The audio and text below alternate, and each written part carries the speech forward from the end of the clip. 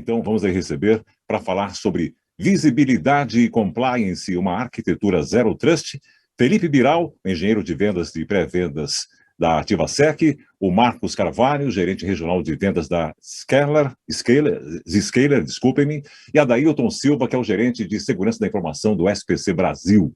Então, nosso muito bom dia e bem-vindos, Felipe, Adailton e Marcos Carvalho. Boa apresentação para vocês. Bom dia, Ângelo, tudo bem? Tudo, graças a Deus. Vamos lá. Muito obrigado pelo convite. Nós agradecemos a participação de vocês. Obrigado, pessoal. Pessoal, primeiramente agradecer pela oportunidade de estar conversando com vocês, trazer esses líderes aqui de segurança da informação, que é o Marcos e o Adailton, para conversar um pouquinho sobre o nosso tema de visibilidade, compliance, uma arquitetura Zero Trust.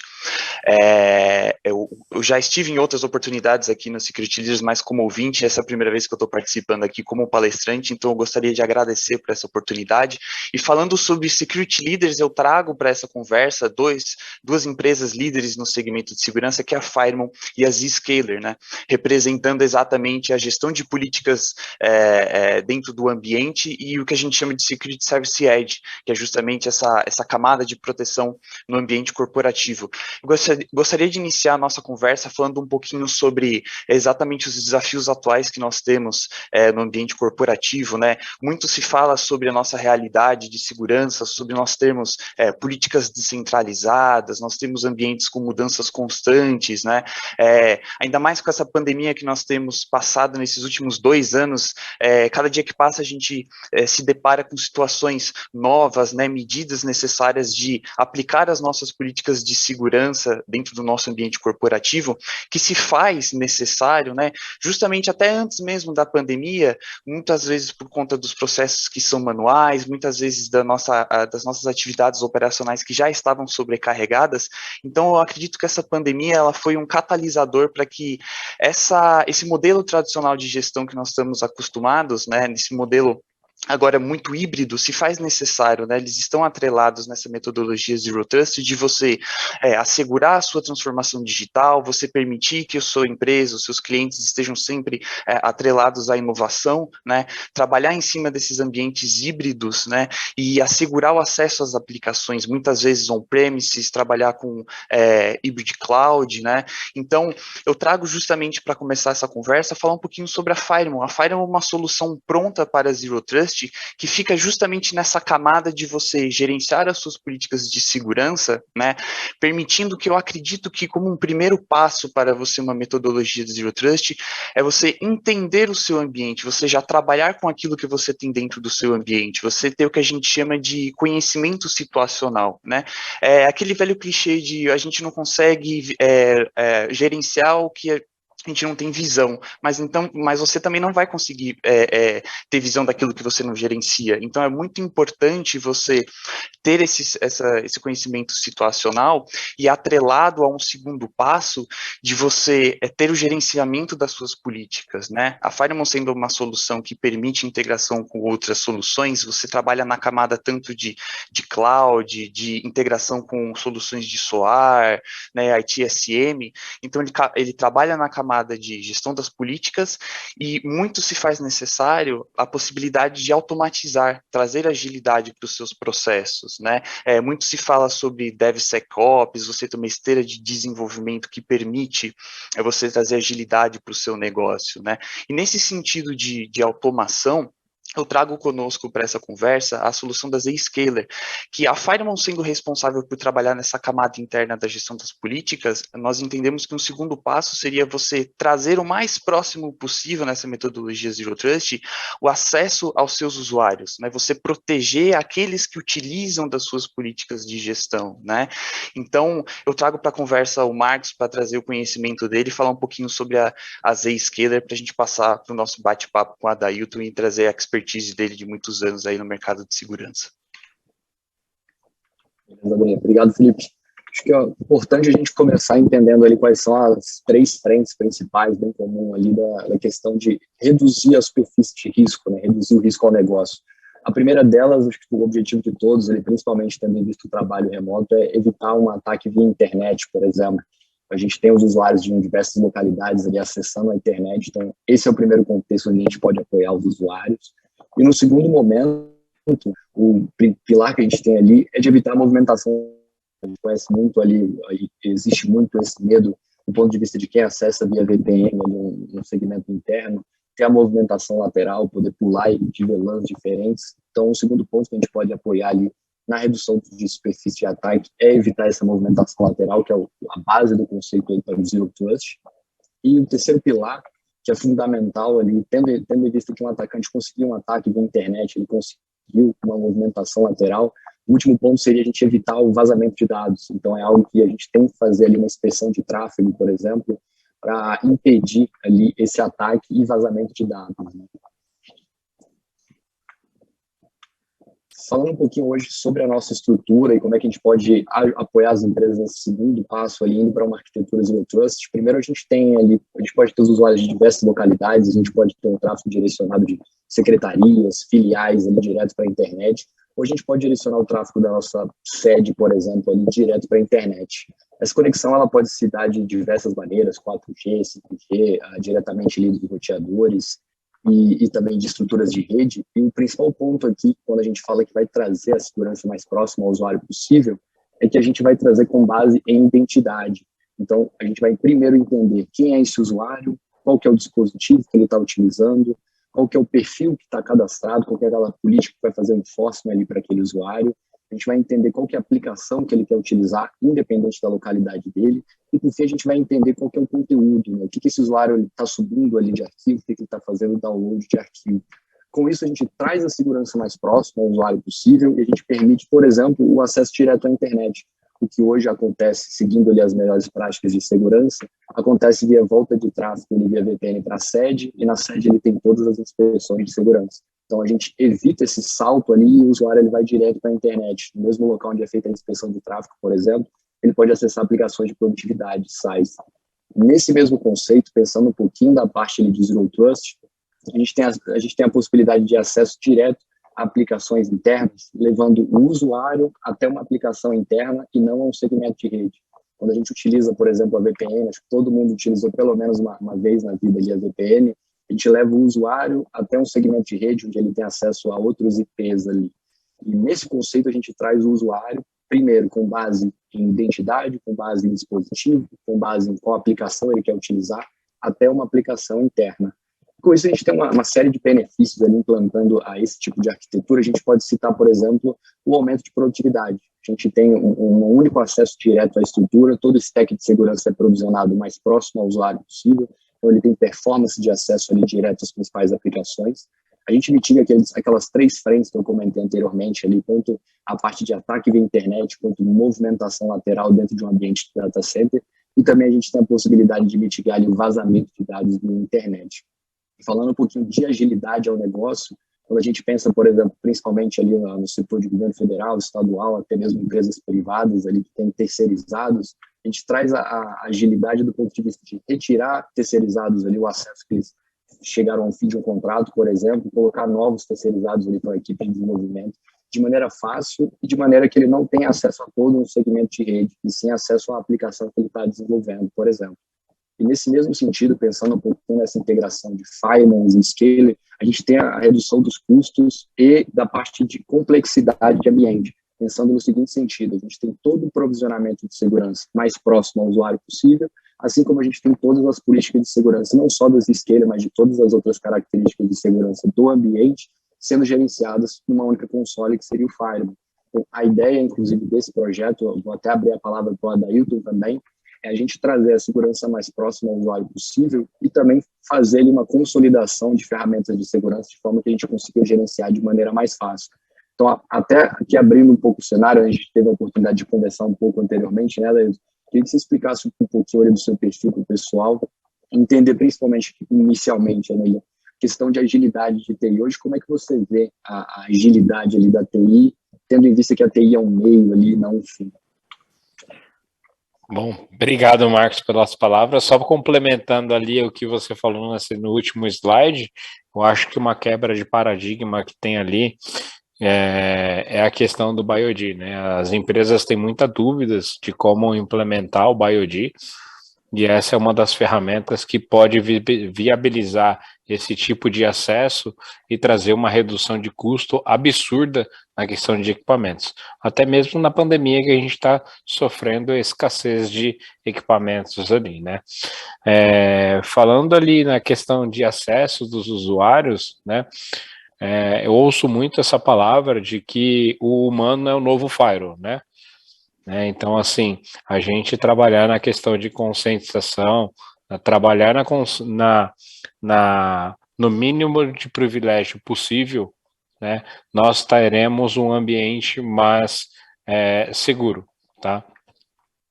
E falando na questão da microsegmentação, é a palavra que nós mais escutamos de 2021 para 2022, né? Então, a questão de lateralização, ela é bastante importante, né, dentro de segurança da informação e traz um benefício, uma visibilidade do ambiente absurda, né? Coisa que muitas vezes a TI, ela não tem braço, né? Ou ela não tem ferramental para fazer isso. E a gente trazendo um ferramental desse tipo, nós conseguimos ter visibilidade do ambiente, ver o que está rodando dentro do ambiente, né? E assim a gente consegue até construir um CMDB que seja fiel àquilo que está rodando dentro da nossa rede. Às vezes tem um dispositivo que não é para estar dentro da nossa rede, a gente identifica com essas ferramentas. Então, o que você falou, o que o Felipe falou, acho que uma ferramenta completa a outra ali, tá? Respondi sua pergunta? Claro, sim. Eu estava pensando, quando você comentou ali da identificação, né? A gente acaba descobrindo como TI que existem dispositivos na nossa rede que a gente não sancionou, eles não são identificados, eles estão ali conectados na rede. Sim. Nesse mesmo sentido, como você vê, por exemplo, esse desafio hoje, que é da gente ter os usuários descentralizados, né? Então, a TI, ela tendo o controle na sede, já é difícil, né, a gente ter a identificação de todos os dispositivos, os usuários. Como é que você vê essa garantia de compliance, pensando no ambiente hoje que ele está mais híbrido, né, do que presencial?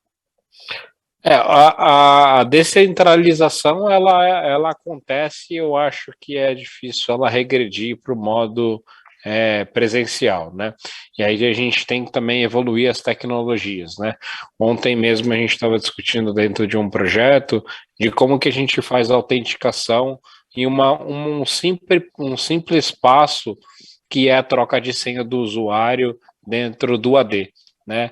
Então, assim, o meu AD é on-premise, como que eu faço a troca dele e o AD dele está em cache, a senha dele está em cache dentro do notebook? Tem que explicar para ele que ele tem que rebootar a máquina 1, 2, 3 vezes para o cache estar atualizado, né? Quando a gente vê uma ferramenta do tipo de SDP, ISDP, né? Eu acho que facilita muito a questão de controle e acessibilidade aos ambientes corporativos que hoje as empresas estão mudando para o modo híbrido, né? Mas a TI ela tem que acompanhar também o negócio, né? Então você tocou também na questão de agilidade, né? Essa é uma quebra de paradigma que eu digo que ela é dolorida, né?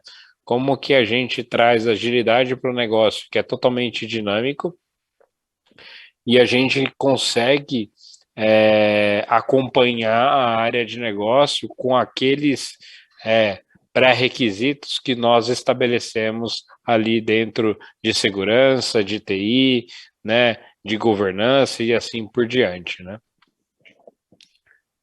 Perfeito? Não, perfeito, respondeu muito bem, André, obrigado. Eu estava pensando até em um outro paradigma que também a gente tem vivido bastante ali, é a questão da experiência do usuário, né? A gente pensa, por exemplo, em aumentar cada vez mais as capacidades de segurança, concentrar ali as soluções de segurança para ter um gerenciamento melhor, e ao mesmo tempo a gente ainda quer garantir que o usuário tenha uma boa experiência de onde quer que ele esteja. Então como é que você vê esse desafio hoje ali de fazer um enforcement de políticas para ter um compliance ali de fato de acordo com as melhores práticas de segurança, mas ao mesmo tempo, por exemplo, monitorar a experiência do usuário ou entender de fato ali o que esse projeto resultou para o usuário final? Esse produto da Zscaler eu acho que traz exatamente o que você exemplificou no slide, né? Então, assim, a gente vai estar monitorando o usuário de ponta a ponta, né? Então, a questão do BioD facilita, né? Traz uma redução de custo, né? E a gente não vai ter alguns pré-requisitos como distribuição de patch, obsolescência e assim por diante, né? A questão da acessibilidade do usuário, para mim, ela ficou mais fácil, né? Ela trouxe uma facilidade enorme, né? Não só a Zscaler, mas outros vendors de mercado ali que venham trazer essa facilidade e esse novo normal que nós estamos vivendo, que é a questão do home office. Perfeito, perfeito, Adailton. E um ponto, assim, mais fazendo um pouquinho referência ao que você tem vivido ali durante a sua carreira, né? Hoje, qual o desafio que você vê que está mais latente, assim, nas empresas nesse momento atual? Tanto do ponto de vista de trabalho remoto, quanto também de trazer essa experiência de usuário final. Hoje, qual o desafio que você tem acompanhado ali nessas diferentes empresas que tem sido muito latente ali para os CISOs, por exemplo? Eu acho que a maior preocupação é a questão de ataques, né? Os ataques estão cada vez mais se intensificando, né? Eu não sei se como a, a comunicação ela ficou mais fácil, né? Com a questão do WhatsApp, com a questão de todo mundo ter um celular, né? E a gente ter a notícia mais quente, né? Vamos dizer, e mais fiel, né? Mas os ataques a gente vê que está assim, intensificando cada vez mais, né? Então a gente vê, a gente acompanha alguns grupos que participam, são 2, 3 empresas por semana que estão sendo atacadas, né? E aí, como que a gente se protege contra isso, né? Então, o Felipe usou uma palavra que a gente utiliza dentro da empresa, que é assegurar. A gente não consegue garantir nada, a gente tenta assegurar, né, que nosso ambiente está seguro, né, mas todos têm que fazer o seu papel, desde o usuário final até a segurança da informação, passando por TI, redes, banco, desenvolvimento e assim por diante, tá? Respondido? Perfeito, perfeito. E algo que a gente pensa do ponto de vista ali todo mundo trabalhando no mesmo local, ali na sede, por exemplo. Um desafio que eu tenho escutado bastante dos clientes é a questão de hoje como é que eu vou provisionar, por exemplo, um acesso seguro sem estar num segmento de rede. Então, eu não queria mais dividir em segmento administrativo, desenvolvimento, segmento de financeiro, por exemplo. Eu queria que o usuário ele acessasse a aplicação dele de fato. Você vê isso como um desafio hoje para as empresas, Alex? Sim, sim. Porque hoje as empresas, elas, infelizmente, elas não evoluíram tanto, né, quanto a gente está vendo no mundo moderno de hoje, né? Então, assim, a gente está vendo muitos data centers que são on-premises, data centers que são no próprio prédio onde a empresa tem sede, né? E a gente tem que começar a migrar isso para fora da empresa, né? Jogar isso para dentro da empresa. A gente toca muito no ponto de que a gente não é uma empresa de tecnologia, no caso do SPC, né? A gente é uma empresa de gestão de dados, né? Então, assim, não é o nosso core, né? O nosso core é fazer gestão de dados, inteligência de dados, né? Então, tecnologia, a gente tem que suportar o negócio para que ele seja bem efetivo, né? Então, assim, a gente está com várias frentes, estamos vários estudos de como a gente vai facilitar o trabalho do usuário na ponta, né? Porque o usuário, quanto mais coisa você coloca para ele, mais burocrático ele acha. E aí ele acaba tendo uma má experiência ou ele adere àquilo que a política da empresa estabelece, né? Mas é um desafio bem latente. E um outro ponto também é a questão da agilidade, né? Que eu vou repetir, né? A agilidade dentro da própria TI, né? Como que eu desenvolvo um software de uma sprint em uma semana, sendo que eu demoro uma semana para fazer uma análise de segurança? Então, o próprio profissional de segurança, ele tem que rever alguns conceitos, né? Então, assim, não rever os conceitos, né? Mas deixar o processo mais otimizado, né? Então, é isso que a gente está trabalhando, está buscando para que segurança ela não seja o gargalo do negócio, né? Nem a TI, né? Nós somos os facilitadores para que o negócio aconteça. Exato. A gente costuma dizer, né? A gente traz agilidade para o negócio, mas normalmente quando o pessoal está funcionando bem, né? A gente tem esse comentário ali de ser, normalmente, igual segurança, né? A gente vai para outros setores ali, C-Level, por exemplo, o pessoal normalmente não comenta da TI até que tem algum tipo de problema ali de necessidade. Ou que, por exemplo, a gente tem uma monitoramento de experiência ativa, né? Que acho que é um ponto que a gente tem comentado bastante ali com os principais clientes. Mas você comentou num ponto ali, até para a gente fechar também, a questão ali da movimentação para a nuvem. Acho que tem sido uma preocupação gigantesca, os grandes players também já vieram todos aqui para o Brasil. Hoje, como é que você vê a preocupação de segurança para a gente migrar os nossos workloads ali para a nuvem? Você acha que isso é um desafio? Como é que você tem visto os planejamentos para isso, até com os seus pares também? Eu não exclusivo, não vou falar da empresa em si, eu vou falar do mercado em si. O que eu vejo é falta de conhecimento para fazer esse moving para a nuvem, né? O move to cloud, né? Então, assim, os profissionais estão sendo capacitados para fazer essa migração para a nuvem, né? E aí entra a questão da LGPD também, que a gente tem que cumprir. O dado não pode ser guardado num país que não tenha GDPR, alguma coisa do tipo, né? Então, assim, a falta de conhecimento, para mim, ela é latente dentro do ambiente de segurança da informação e isso dificulta e demora a gente fazer esse moving para tirar do on-premise e a gente tornar uma empresa 100% cloud. Perfeito. Obrigado, Adailton. Só apareceu aqui também. Oi, Leia. Todo mundo. Muito bom. Cases que deixam o nosso coração até quentinho. Tudo bem? Tudo bem, Leia? Gostei do fundo, viu, velho? Em homenagem à vitória do Palmeiras de ontem.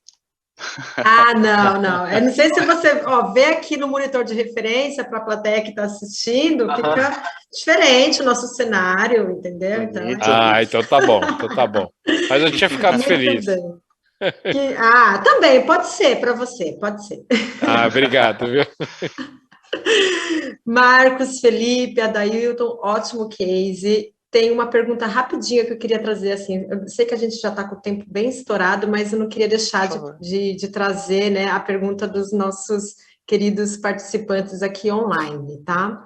Pergunta do Fernando Gonçalves, ele é da Prodan, ele está perguntando para o Adailton, mas eu também estendo para o Marcos e para o Felipe rapidinho, né? Ele está dando parabéns aqui pelo case, falou que teve ótimos insights, e falou assim, como as empresas que vocês, né, estão atendendo, e o Adailton também pode complementar, como é que está estruturada a área de segurança da informação, né, dentro da estrutura organizacional, se vocês puderem complementar rapidinho, assim, como é que vocês organizam a segurança dentro das suas empresas.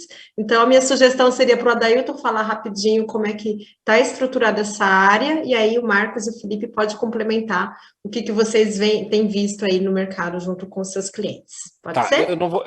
Pode sim. Eu não vou falar da liderança, que eu acho que da liderança é mais comum ali a gente ter uma similaridade com o mercado. Mas nós separamos um time de operações, ali um time de operações que opera todas as ferramentas de segurança. Temos o time de Blue Team, de Red Team, gestão de identidades, né, um time de governança, né, e nós, no nosso caso, nós temos um time ali formado por antifraudes, né, e aí dentro do time de operações, a gente está fazendo algumas ramificações, por exemplo, um time que cuida de host security, um time que cuida de rede, um time que cuida da parte de arquiteturas e projetos, então, assim, basicamente é esse nosso organograma. E aí a gente vai complementando com onde a gente precisa de mais pessoas, né? Aqui eu preciso de uma ou duas, ali eu preciso de mais uma, mas a gente vem sempre procurando fazer a questão da trabalhar a automatização, trabalhar que o processo ele flua melhor, né, para a gente também não ter um time ali de 50 pessoas, 4 ou 5 fazendo a mesma coisa, né? Bacana. Marcos, Felipe, podem também complementar rapidinho, para a gente não estourar muito o nosso tempo. Claro. O Adailton, acho que complementou quase todas as posições ali que a gente tem visto no organograma, né?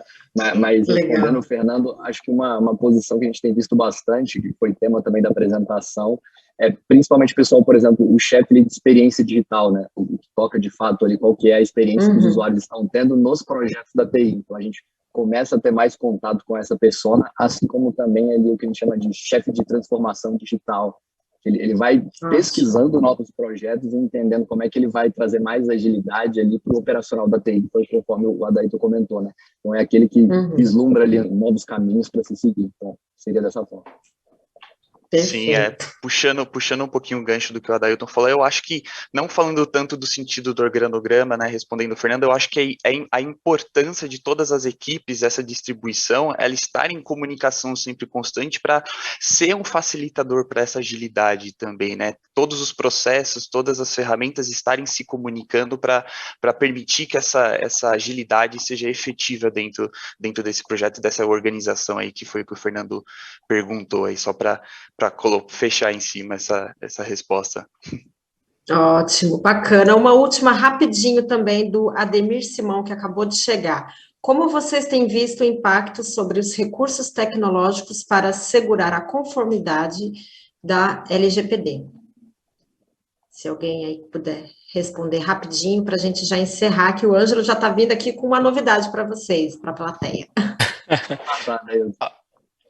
Olha, a LGPD no começo ela acabou se tornando um monstro, né? Ela veio com um monstro e a gente acabou começando a dominar isso, né? Então, falando de tecnologia em si, né? A gente tem que ter tecnologias que monitorem o dado, né? Então a gente tem que ter ali ferramentas que monitorem o dado desde a sua origem, quando ele é criado, até aonde ele foi enviado, né? Então, ali a gente tem uma composição do DLP, tem uma composição de ferramentas de banco de dados, né? Tem N's ali, vou dar um exemplo, o próprio Oracle Redaction, que faz a parte de mascaramento, tem a Thales, que também faz a parte de mascaramento, tokenização, tem a Dynamo, então, assim, tem várias ferramentas ali que compõem para a gente conseguir cumprir a LGPD de tudo que ela pede, né? É uma jornada longa, né? E assim, falando de empresas mais antigas que têm sistemas um pouco mais obsoletos, é difícil a gente conseguir implementar 100% e trazer ali a todos os cumprimentos da LGPD dentro dessas ferramentas, até porque questão de compatibilidade, questão de performance e assim vai longe, tá, Leia? Não sei se eu respondi o Ademir, mas eu quis dar só um overview aqui. Não, tá ótimo. É bom que a gente, né, vai criando outros insights. E, Ademir, por favor, continue com a gente, que a gente vai continuar falando sobre esse assunto. Até no final do dia você vai sair um PhD em LGPD, em proteção de dados, em cultura de segurança também. Obrigada, Adailton, obrigada, Marcos, Felipe. Foi ótimo contar com vocês. E agora eu passo para o Ângelo. Obrigada. Obrigado, tchau, tchau. Leia. Obrigado, Leia. Obrigado, Leia. Mais uma vez, obrigado ao Felipe, ao Adailton e ao Marcos Carvalho. Parabéns pela apresentação.